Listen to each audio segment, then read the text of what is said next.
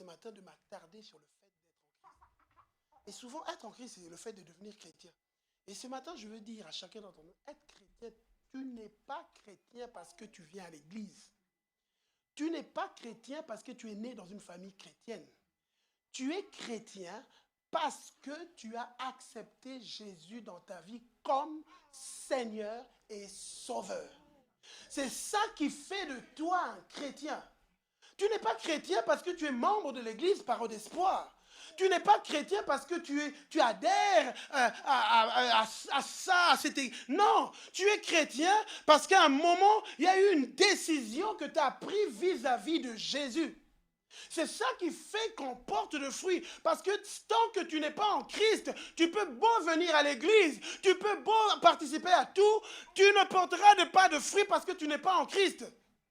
Tu peux porter le nom de chrétien, mais le fait d'être chrétien ne dépend pas du fait qu'on est membre d'un mouvement, mais c'est parce qu'on a pris la décision vis-à-vis de Jésus, Seigneur, entre dans ma vie.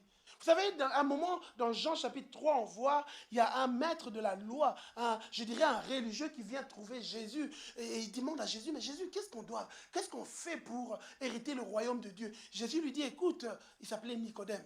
Jésus dit, Nicodème, pour que tu entres dans le royaume de Dieu, il te faut naître de nouveau. Nicodème lui dit, mais je sais pas, mais comment moi, à mon âge, comment est-ce que je peux naître de nouveau? Jésus lui dit, non, non, non.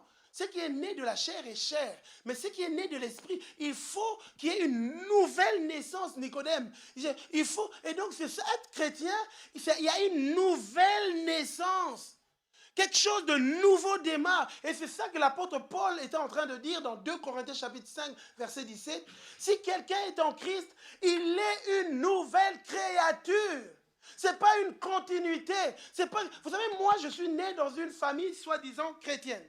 Je suis né de là. Et ça, moi, je pensais que ça faisait de moi un chrétien. J'ai grandi dans cette famille. De temps en temps, j'allais à l'église. De temps en temps. Et de fois, moi, dans mon adolescence, j'allais parce que je rencontrais des amis, les filles et tout ça. Et je ne comprenais rien. Je sortais de là, je ne comprenais rien.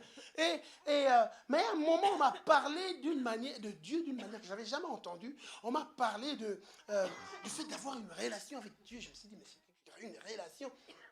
Et puis, il y avait un gars qui venait tout le temps, qui m'expliquait, qui me parlait, jusqu'au jour où j'ai fait cette expérience personnelle. J'ai dit, Seigneur, j'avais 19 ans, je veux que tu entres dans ma vie. Je veux te donner mon cœur. À ce moment-là, ça n'a rien à voir du fait dans quelle famille je suis né.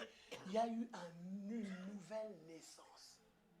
Je suis né de nouveau. Et c'est ça que l'apôtre Paul est en train de dire. Si quelqu'un était en Christ, donc les choses anciennes, ce qui était ancien est passé.